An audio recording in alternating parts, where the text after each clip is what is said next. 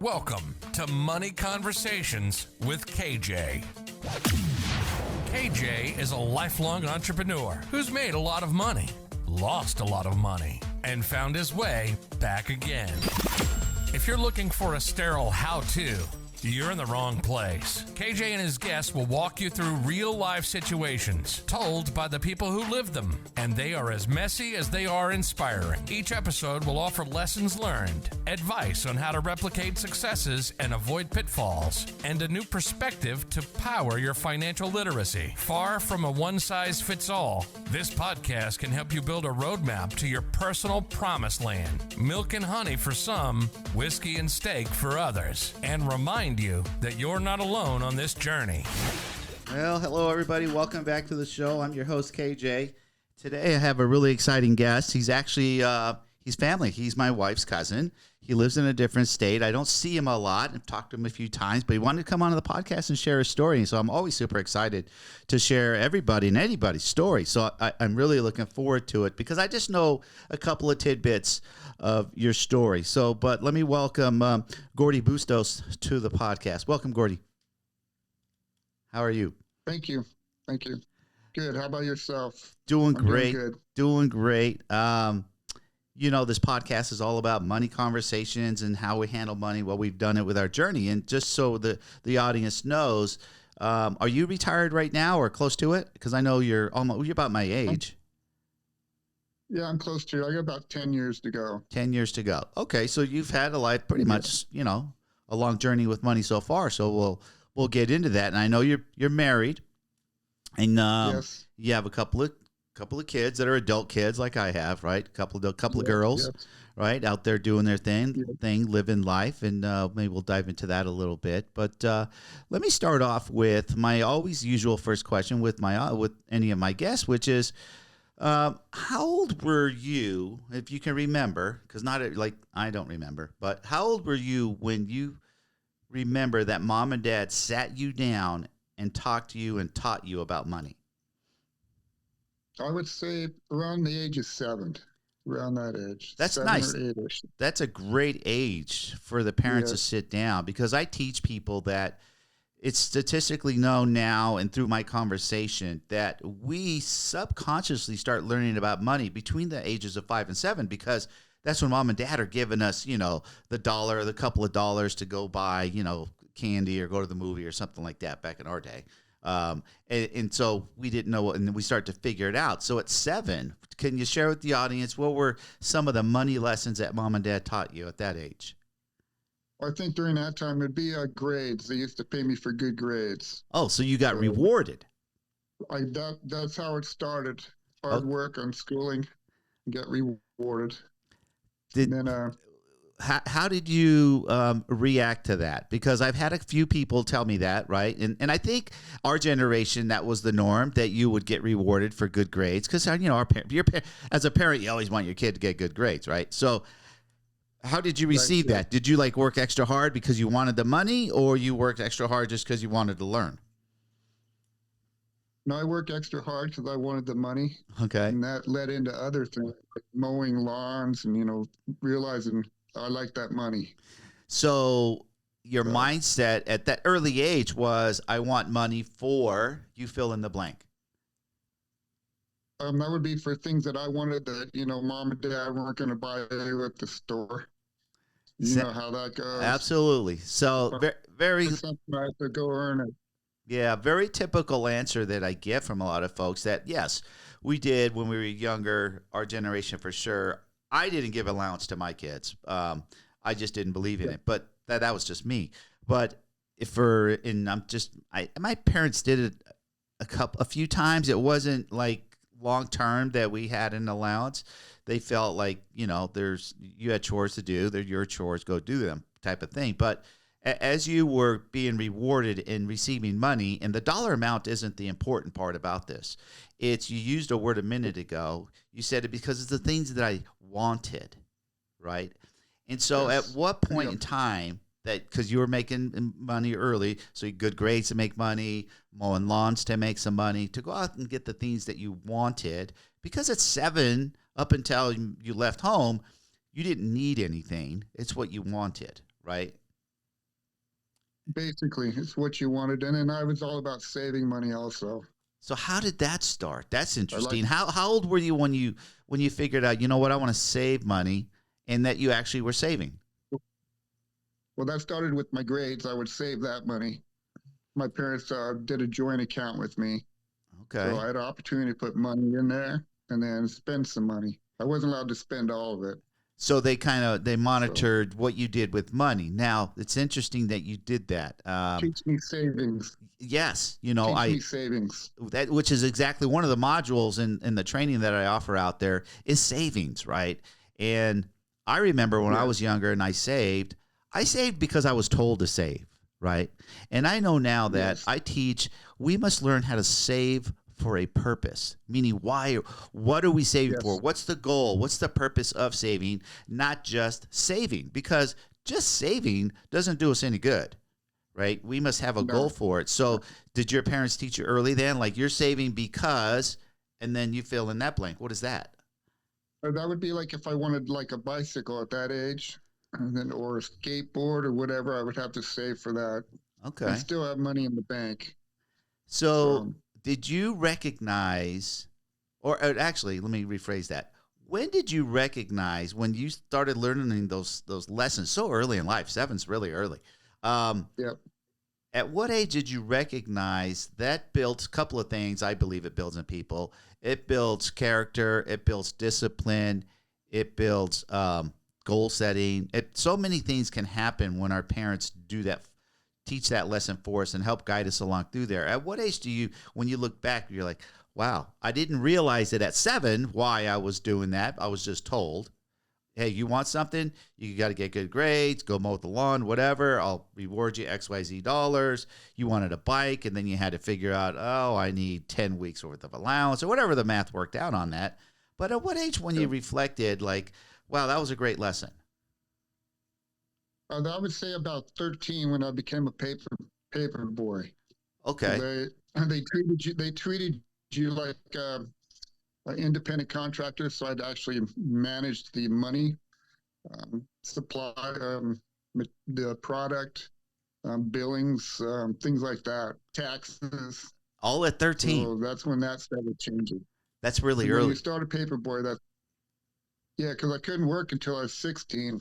right? So that was the first thing I could actually have a legit job. So Interesting. I'd say about 13 it started. So you understood money at a pretty early age. I put you in a Yeah. very elite category, to be honest with you. Most of us didn't do that. We wanted things. Obviously, all kids want whatever, right? Bikes, Yes. shoes. I want to go here. I want to hang out there. They want, and which all that stuff takes money, and so they all, as kids, we all want stuff, which is great. But you started learning some really good savings lessons early in life, which is awesome. At what age do you think you remember and who taught you the lesson of credit? It would be my mom. She would she deals with me right now too on credit, managing it, controlling it, using it. Okay. So So yeah. do you feel you've been a really good steward of your credit since day one, or do you think it's been a cycle of up and down? It was a cycle. So, it wasn't until I was like 18, your first credit cards, and you learn a little bit, how not to use it all. And then after that, it takes a while to learn credit. I Something agree. totally different. I agree. I think when you're young, the most first people's experience with credit cards are the kids who go to college, because at colleges they just start handing them out like they're candy, right? And I think the Yes, mindset yes. of most people on their first credit card is, hey, I just got free money, $1,000, $2,000, whatever the dollar amount may have been, Yeah, and they think like, well, I can go spend money yeah, now, when it wasn't what we know today, or wasn't earned money. So that's why people get in trouble, because they don't realize, hey, earned money you can spend, it's gone, you got whatever you got for it. You spend credit money, you got to pay that back. So yes. talk to us And when I, about how learn. And again, I'm going to say 90% of people have had this lesson of the up and downs with credit. So it's not anything that any of us should be ashamed of by any means. It's a learning lesson. And so, yes. how old were you when you realized, you know what? I spent too much of my credit. Now it's going to take time to pay it back. And it was kind of a lesson learned. How old were you when that happened? I say around the age of 21, probably. It took a couple years for me to actually learn how to manage it. Okay. And I'd so, say maybe 2 or 3 years in. and then when when we get ourselves in pickles, we're a little embarrassed and ashamed of why that happened and how it happened. Do you remember going to your mom and maybe asking for help and go, oh, look what I got myself in a pickle, Mom. How do I get out of this? Yeah, once in a while I'll ask them. Sometimes it's tough love. So, but sometimes I borrow money from them, and other times I just have to suffer through it until I get it done. Until you get it done. Nice. Yeah. Get back to the beginning. Right. Now you have grown kids now. Do you remember distinctly sitting down with your daughters, either together or individually, and having money conversations with them? I do. And I have one story on that. When they were little, you know how the kids always want something in the store? Yep. So I would say, okay, you can have that candy or whatever they want, but I put a paper on the refrigerator, and it was Dad was their credit card, so they would have to do chores and actually work it off, and I would give them a limit, and so that's how I use them on credit cards. How old were they when you? How old were they when you did that? Money. I'd say about 10 and 13. 10 and 13. But what about worked out pretty good? Okay, so those are great. I call working lessons, which are great. And this question is twofold: one for you and teaching your kids. What specific lessons were you taught that you remember? Other than, I mean, I know parents always want to talk to us about save your money, watch your credit, very basic stuff. And financial literacy is a lot more than that. So are there any lessons you can specifically remember that Mom or Dad taught you? And also, who taught you more, Mom or Dad? Or both? They both did. I mean, they're both frugal. They like to do things and spend money at the same time, but they taught me the frugalness for the most part. It's interesting you say that. Their generation before me. That's interesting you say that. Their generation before me. Right? Yeah. Okay, so when you described your parents as frugal, which is a great word, I've had a lot of conversations where folks tell me about their parents. One is frugal, the one's a spender, right? One's a saver, one's a spender. And you're telling me both of your parents are frugal. That means they were both savers. And the term, the apple doesn't fall far from the tree, right? So would you consider your whole lifetime of making money and doing things with money, because that's what your mom and dad did, you were frugal your whole life with money also? I believe so. I'm not totally frugal. I do leisure and spend some money, but for the most part, trying to save money and manage it. So okay, I got that from both of them. I would imagine your daughters are the same then. Well, no, I have one daughter that's frugal, and the other one, she's pretty liberal spending. Okay. Your money, anybody's money. Anybody. That's funny. Well, again, just through conversation, I find, and this helps people because there are people out there that have a little tug of war, right? One parent's one and one parent's the other, spender or saver. And we all will typically, the conversations I've had, will gravitate to one or the other. And as they become an adult, they are one or the other. And knowing today that 62% of Americans are living paycheck to paycheck, it's all about not how much money you make, but what you do with the money, which is why people live paycheck to paycheck. And when we only have our parents to follow as examples, right? In your case, that was real easy. Like both parents were the same, and it seems obvious that you definitely would be as frugal like your parents, because that seems normal, right? When we're learning subconsciously about money, 5 to 7, 5 to 10, that's normal. That's what life should be. Life should be about not wasting money, being frugal, being smart, right, with money. Did you find yourself in your lifetime of work of living paycheck to paycheck? Yes. Once in a while you get ahead, but sometimes the way things happen, you're paycheck to paycheck. Why do you think that is? For me, I took some risks here and there, Okay. opening the entrepreneurial spirit. So I opened businesses and things like that, take risks. Right. And then all of a sudden you're back paycheck to paycheck for a while. So.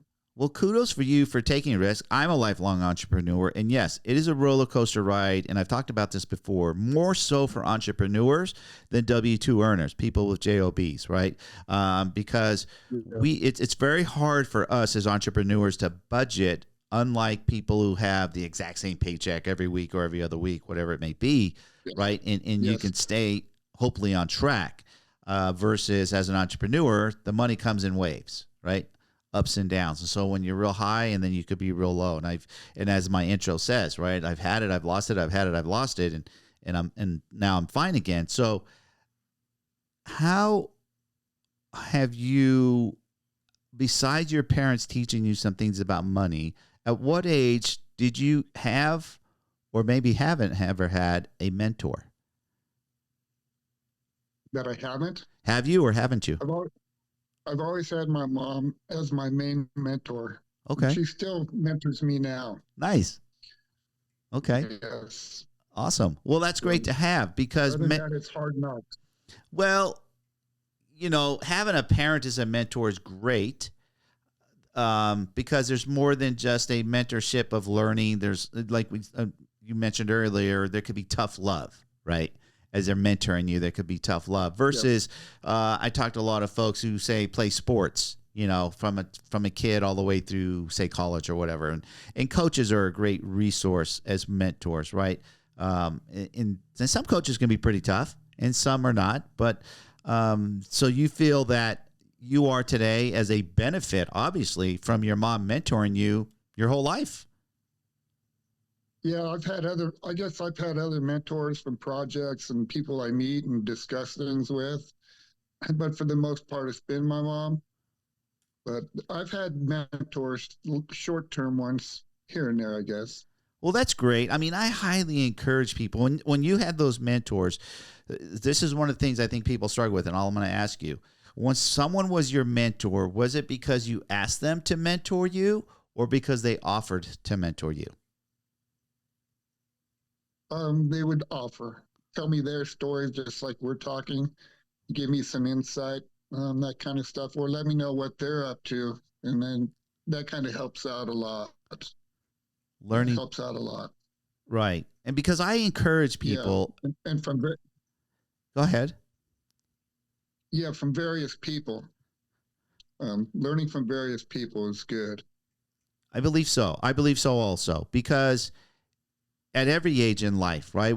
I still have mentors myself now. I think I want people to understand the value and / the importance of having a mentor, or even better, in my opinion, be a mentor. Yes. Right. We are now in life, right? We've traveled a lot of years through life here, and we have a lot of life experiences that we can mentor. So do people come and ask you, can you mentor me? I see what you've done with your life, some of the things you've done, and I need help in whatever XYZ category. Are people doing that? And have you actually mentored with people?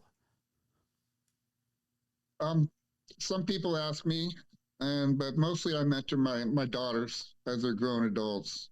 But once in a while, I get people ask me when they get themselves in financial trouble, how to get out of it or what to do next. I mentor a little bit here and there. That's great. Yeah. I named this podcast Money Conversations for a reason.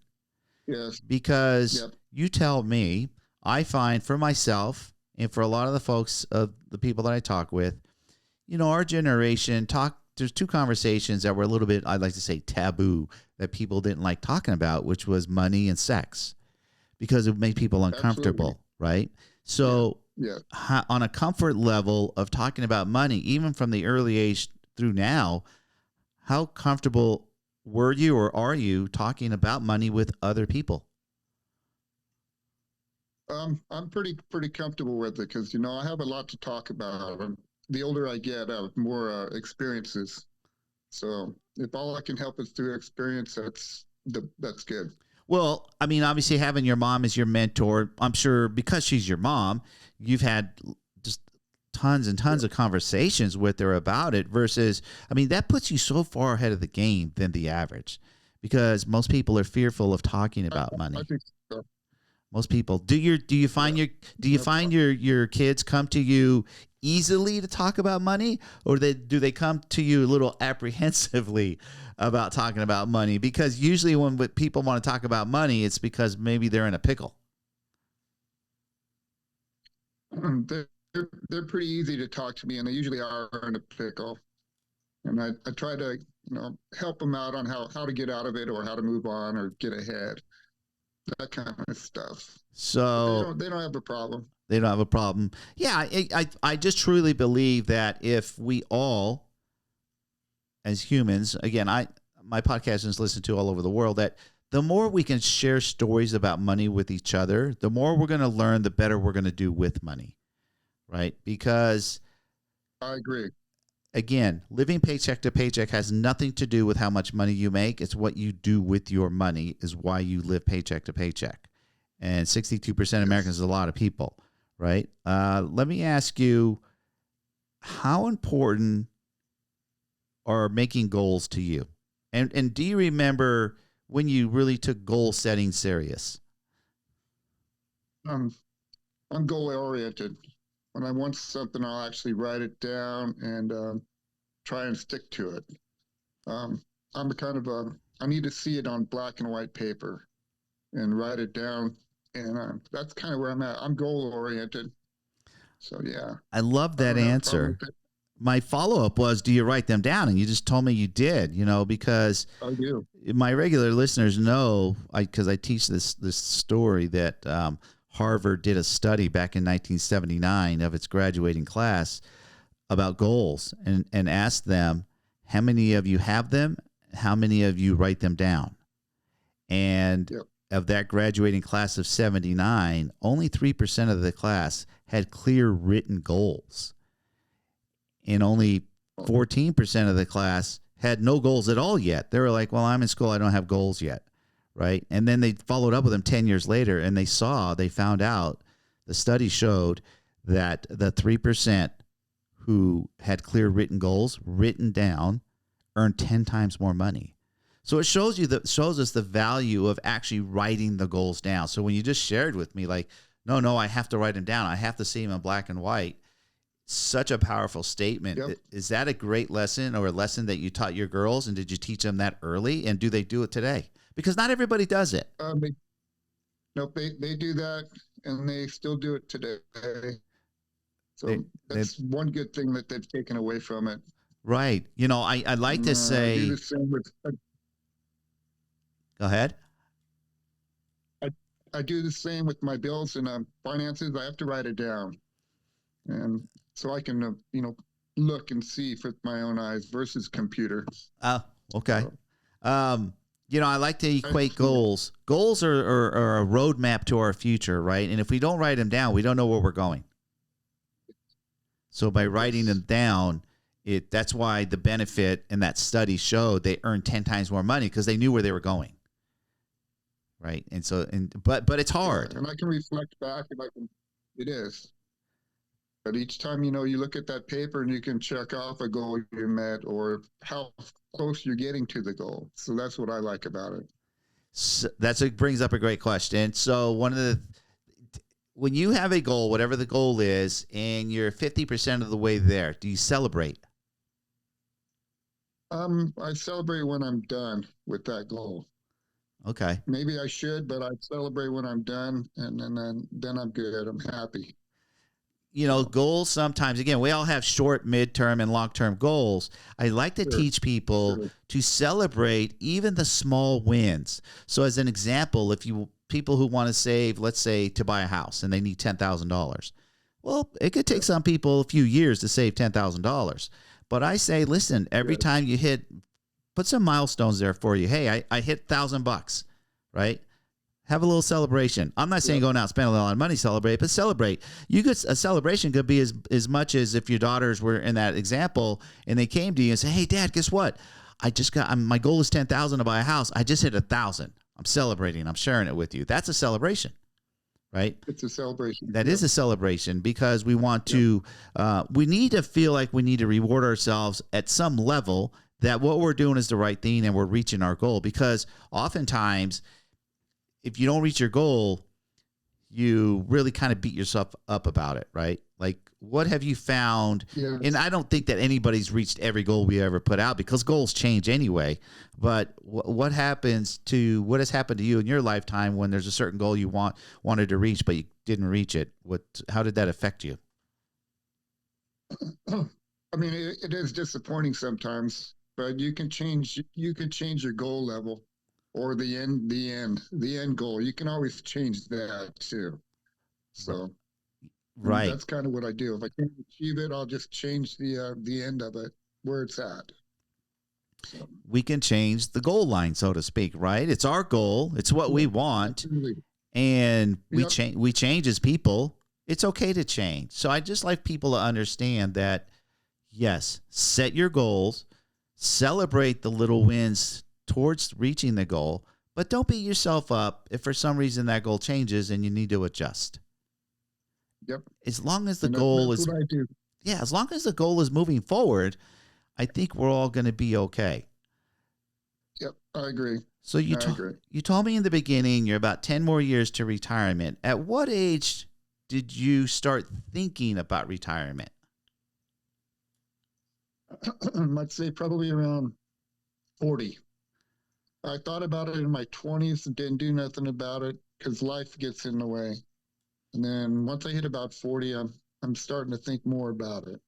So let's the last talk 10, 15 years. Let's talk about the thought process in your 20s because it's really important to understand compounding, the rule of 72, which works on time. And picture and imagine at age of 20 when you thought about it, but you didn't take action. You waited almost 20 years. You said 40, right? You cost yourself 20 years worth of compounding, which depending on how much money you put away, literally could have been multiple six figures of money. But why do you think at 20, I mean, every 20-year-old knows about retirement, but I find through conversation that they're like, yeah, I don't need to worry about that right now. I got other things I need to take care of first. But why do you think it left you? That was about the same. I was explained about it. Didn't find the importance about it at the time. Like I said, life got in the way, kids and other things. And then so it went on the back burner. But I kick myself right now because I should have let it compound from when I was 20. But I'd be better off. But it kind of is what it is now. Now I'm going to make it happen. But yeah. Now, based on knowing that, on that, what kind of conversations have you had with your girls about? Because how old are they right now? They're 30s, early 30s. So, what kind of conversations have you had with them about compounding and about the importance of time? So they're through their 20s. Yes. Have they been saving for retirement? Here and there. I don't think they have. Yeah, they're caught up in their getting their life established, but I don't think they have. We've talked about it, but I don't think they have. So knowing what you know now and the importance of it, how do you think? I mean, if you're talking to another peer parent of like my kids are ages 24 to 40, and I've had my conversations with them. How do we get that 25, 30, 35-year-old to understand the importance of putting that money away and letting it compound? How do we get that point across? That I'm not sure because I do have people I know that did put money in at 20 and are doing what they're supposed to be doing. How they came about that, I'm not sure. Maybe their parents, I'm not sure. It wasn't important for me at the time. And so, but today I'm not sure how to make a. Well, here's what I did with my kids. I think we're all visual learners, right? And if we just tell our kids, hey, listen, you need to save for retirement. You've got to start now. that is such surface level of a training that it's no wonder that they don't do it. Versus using yourself as an example to your girls, to sit them down and say, look, here's how old I am now. This is where I am sitting financially right now. Be an open book. I'm an open book with my kids. This is where I am. This is what I should have done. We all made enough money to put away the $100 a month in most cases, right?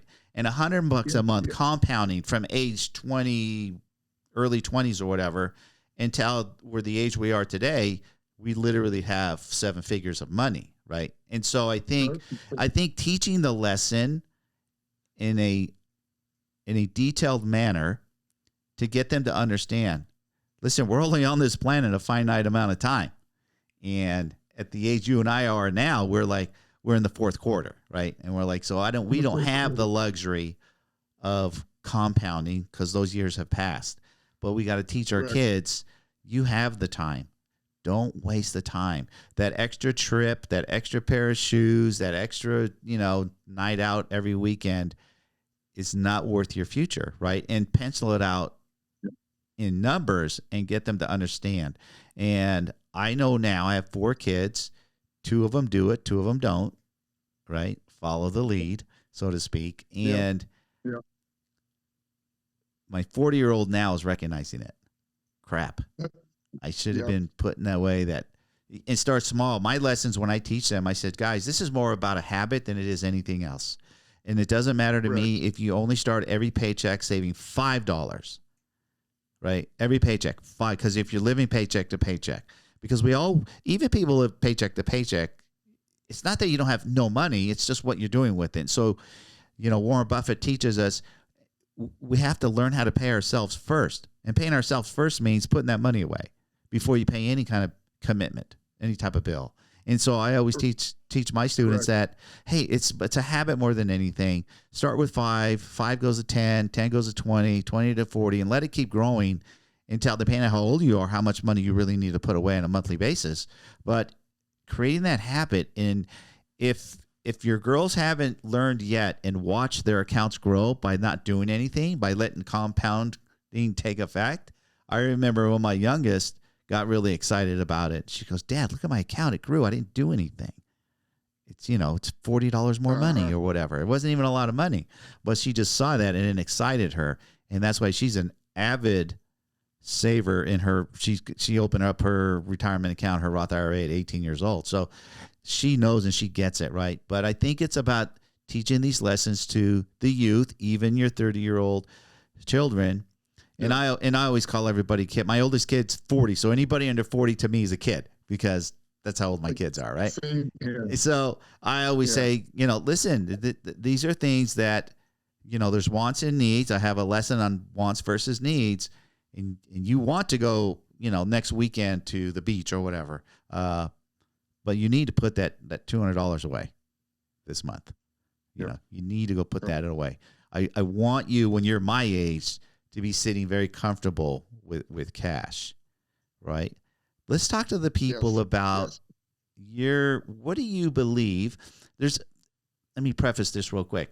There's a lot of people out there that always are throwing numbers out that we all need millions of dollars for retirement, right?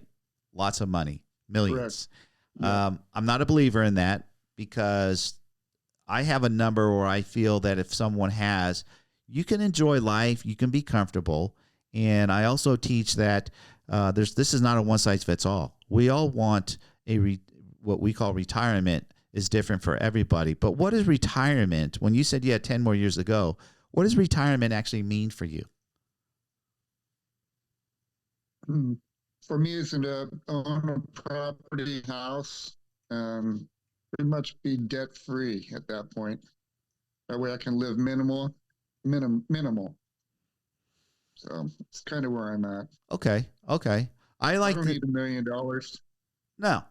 Listen, if you had $1 million, you're going to go spend it. But I like to teach people that I think we were all, for the better lack of words, is not probably the best word, brainwashed in society to believe retirement is the end goal of our working careers, right? And I don't like the word retirement. I always try to teach people to strive to be financially independent. Now, the financial advisors will tell you that it means the same thing. I say no, because retirement has a meaning of the end.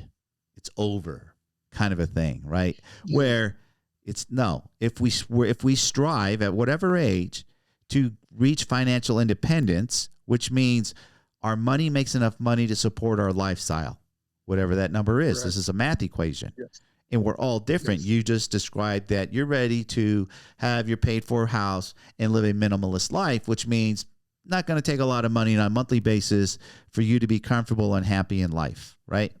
And I share the example of, it could be some people are happy to live on $2,000 a month, and other people say, I need $20,000 a month. I can't live on less, right? This is all just a mindset of what people believe. So based on that, of financial, is your retirement reaching 10 more years because you're saving a certain amount of money, or that you have a certain amount of money invested and you know that the dividends will pay for your lifestyle? Right now, a certain amount of money, and I'm still achieving goals, basically. Okay. So it costs money for goals sometimes. It does. We hear the term "takes money to make money" kind of a thing, right? And I'm a believer in that. Yes. Especially in today's world, boy, we can't really leave the house without spending $1. But as we can help the people, as we can help the people that are out there that are listening and having a good takeaway, it seems that you really are very goal oriented and writing them down. So the dollar amount that you have in your head, and I don't like to share dollar amounts with anybody on a podcast, but you feel you're 10 years from reaching that dollar point. I do.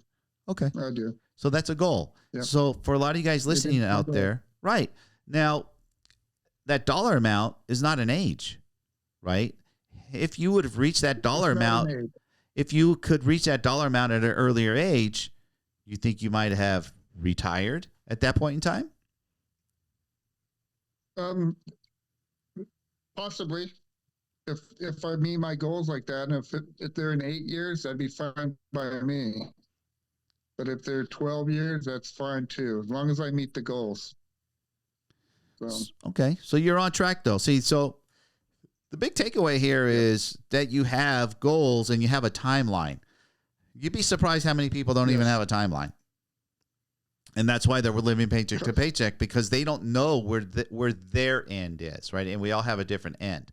They just don't know where that is, whether it's time and or a dollar amount. Like people will put in a certain amount of time in a company, 20, 30 years, whatever it is, and they figure that's when I retire because I've been at that company X amount of years.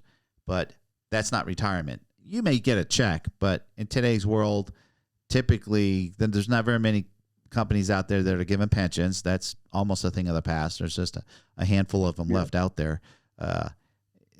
If you're lucky enough to get one and stay long enough to do that, right? So it's our responsibility to put ourselves in the positions that we want to be. And this is why, again, I like talking about it. A little bit ago, you had mentioned about, and this is the question I like asking, is what would you tell your 21-year, and especially this question is good because you have 30-year-old daughters. What would you tell your 21-year-old self about money? What would you say to him? I definitely would have been the opportunities I had to set up an IRA and put money away a lot sooner. I probably could retire right now at that point, or be comfortable at that point. So there's definitely, I believe, an IRA if I should have did. So what other types of investing have you done in your career? I've owned a restaurant, property, house, those type things. So real estate. So you've invested in real estate.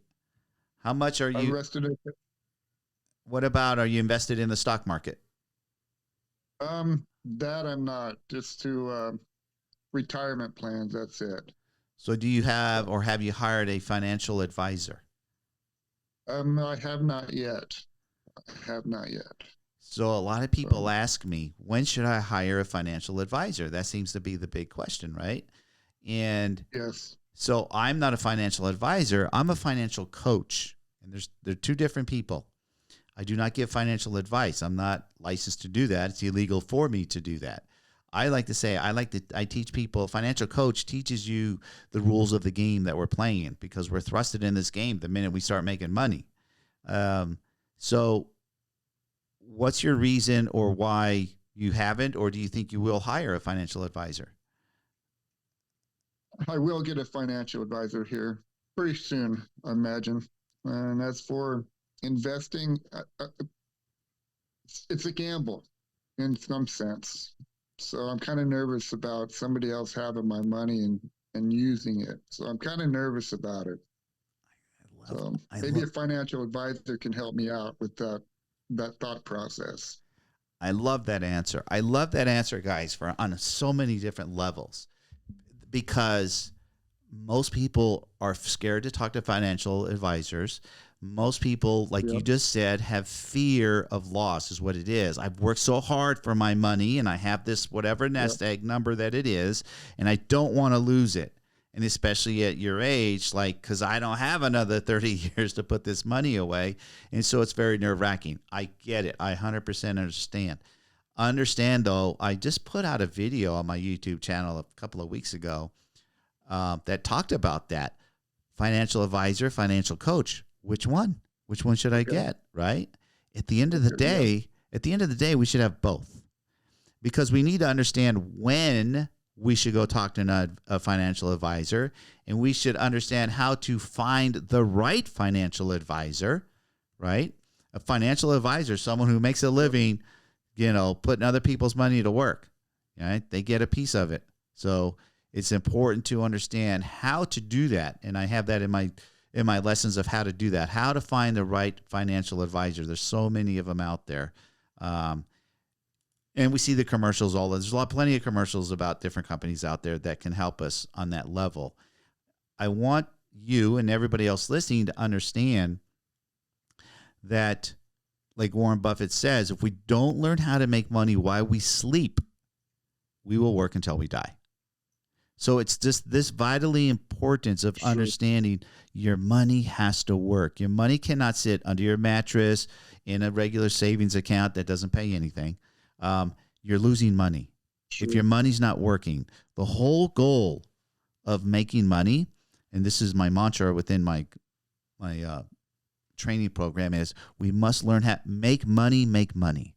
That's the name of the game. Yep. And that's what you described earlier. And you said, if I could tell my 21-year-old self anything, I'd tell my 21-year-old self, go open that IRA, right?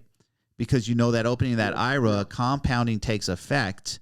And over 25 or 30 years later, a little bit of money adds up it compounds into a nice chunk of money down the road. And so by listening to yourself first is what I want the lesson to be for folks out there, is pay yourself first right now. Because have you had any conversations with any financial advisors yet? Or you're just thinking about it? I have not. So what's I have not yet. Yeah. So I want people to understand it's a business. That's how they make money.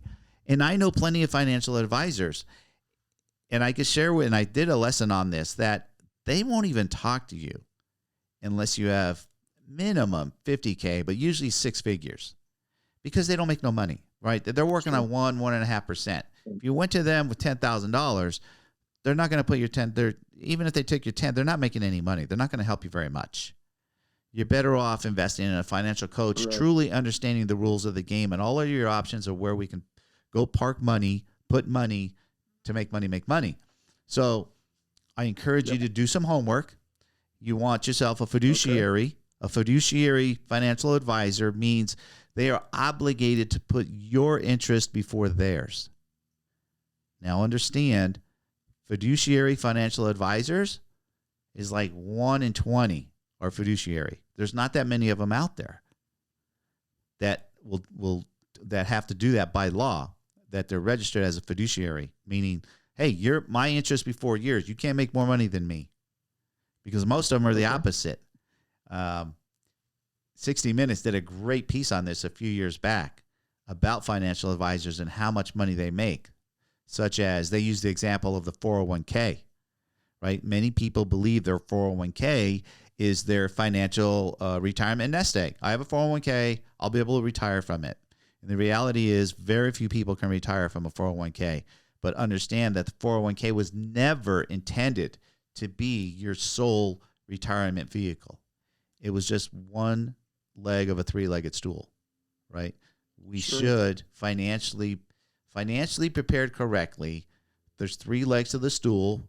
One is, yes, put your money to work in certain retirement vehicles, many as you can. Save whatever little nest egg you can, and then we're all going to get Social Security. And now that one's in question. How much longer is that thing really going to work? For our 30-year-old kids, they're likely not going to see a dime of that money. History will find out. We'll see what happens, right? I, for one, have never relied on whatever check the government thinks they're going to give me, and I'll be 62 in a couple of months. So I said, no, I'm going to wait it out till they make me take it, because they make you take it at a certain point. At 69 years old, you got to go take it. So that being said, these are the lessons we have to teach our kids. Like, guys, compounding, truly understanding the rule of 72 to your benefit gets you all the things you want right now. You're not going to have them later if you don't do this. And you'll be part of the statistic, 63% of Americans paycheck to paycheck, because we've concentrated more on our wants our whole life versus our needs. We need to put that money in those accounts because we want the compounding to take effect. How often do you believe you have money conversations with your mom today? Today, maybe once every couple weeks. Yeah. Yep. We talk about it. Do you?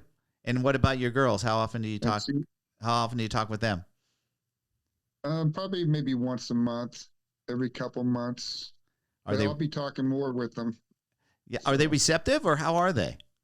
No, they're receptive.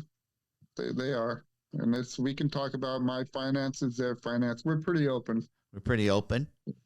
Yeah, we're pretty open. So within a family, that's very normal. And when I say money conversations, it's funny. When I taught my youngest one at 18, she gets her first job. I taught her how to raise her own credit, how to invest correctly. And by the age 20, she bought her own first property, her condo that she has. And in today's world, she's 24. People are flabbergasted at 24 that she owns her own place. Like, how did you do that? And I share with the story is, like, my daughter's never made more than $15 an hour. Yet she has her own condo that she's pretty much had her. I taught her that, like, you're going to buy the condo, a 2-bedroom, you're going to rent one room out. They're going to pay for half your place. You're not even paying for your whole place. Yep. Your roommate that you're going to go get is going to pay for half your house, right? So she loved that concept. She just went through I tell people life throws us curveballs all the time. Would you agree? I agree. Yeah. She just had a curveball thrown at her. Yep. She had a car accident. She's fine. She didn't get hurt, but her car got totaled. Now, she carried the proper insurance and all those types of things, but it ended up costing her out of pocket. Even though the car got totaled and it gets paid off by the insurance company, she paid on that car 3 years. By the time they paid the car off, she's getting like $1,800. She had to come out another $2,000 for the down payment on the new car. Lesson learned here, right? Yep. Starting over. Yeah, it is. But I watched her go through this process, and I got to be honest with you. I just told her last week. I said I was so proud of how you handled this curveball that life just threw at you. You didn't freak out. You didn't stress out. And I asked her why. And she said, well, Dad, because you've taught me, one, I was prepared. Yes, it was a pain in the butt. I had to go through all the motions of dealing with the paperwork, finding a new car, all of these things. But financially, I had the money to go buy another car. My credit was great. And so it's a little minor hiccup and not a huge inconvenience in my life, whereas she has friends, if something like this would happen, and this is for a lot of folks, this would be a major turmoil in someone's life if your car just got totaled and you're living paycheck to paycheck. Right? I agree. This would cause major anxiety and stress. And this is why people struggle with money. Anxiety and stress. Yep. As you watch your children grow older, do they have anxiety and stress about money? They do. They do. Yes, they do. But then, like your daughter, they get through it. Well, we all get through it, right? I always, prepared. yeah, I mean, the sun is going to come up tomorrow. That's right. That's my saying. I'm like, my dad taught me, don't cry over spilled milk. It's spilled, clean it up, let's move along, kind of a thing, right? And I always say, listen, the sun is going to come up tomorrow. Whatever your problem was today, look, the sun's coming up tomorrow. It's a new day. Let's just go fix this problem. Now, easier said than done, I think, though, right? Simple, not easy. And that's one of my lessons also. I like to tell them at 5 o'clock in the evening, make it a cutoff. Don't worry about nothing. Can't do nothing till morning. That's what you've taught your daughters? Yeah. Because they get stressed out, and that's not good for anybody. Well, it's not good physically. I mean, people physically get sick. People get heart attacks and stuff. I love that mantra. Hey, 5 o'clock, cut it off. Exactly. We will worry about this problem tomorrow again. Yep. I love that mantra. Yep. Hey, guys, you're out there listening. Steal that mantra. Now, it doesn't have to be 5 o'clock. It could be 6, 7, whatever time you guys want. Yeah. But I think that is a great mantra lesson that we have to be able to let go, right? Because people will dwell on it all night long, can't sleep, and, anxiety, and your body, changes when those things happen to us. So to teach your daughters the mantra, 5 o'clock, let it go. Let's have dinner. Let's relax. We'll worry about this. This problem will be here tomorrow. I like that. I like that a lot. I'm going to definitely have to remember that. Uh-oh. There you go. Lost you there for a second. Am I back? Yeah, you're back. You're back. Just a little technical glitch there. So great mantra there. 5 o'clock, let it go. Let's worry about it tomorrow. Yeah. Well, Jordy, I tell you what, it's been a great talking with you. We had some great takeaways today. One, guys, I think Jordy's very fortunate. Early age in life, 7 years old, started learning about money from mom, and still to this day learns with mom. Awesome, and kudos. And so for all you guys out there that are parents, never stop teaching. Doesn't matter that you kids get up and older and out and doing their thing. Let's just stay there and be the mentors for our kids. I think that's a great lesson. I love that last one right there. 5 o'clock, cut it off. Let's not worry and stress about this problem. Let's deal with it, finish dealing with it tomorrow. So again, thank you for coming out today. It's been awesome. I think the audience definitely got some good takeaways from that today. So for the rest of you guys, listen, if you're out there on YouTube watching this, do me a favor, smash the like button.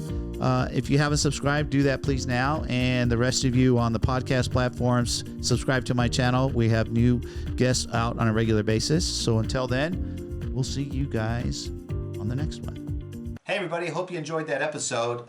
Really enjoyed making all these episodes for you. Remember, we're just having conversations with people's journey with money, and the things they did right with it, the things that did wrong with it, and how did they really come about getting their mindset with money. So every episode's different. We all have a good takeaway from them. So do me a favor, hit the like button, smash the like button, and subscribe to my channel, because every episode that I do is going to be different, as all our journeys are different. So you guys take care, and we'll talk to you next week.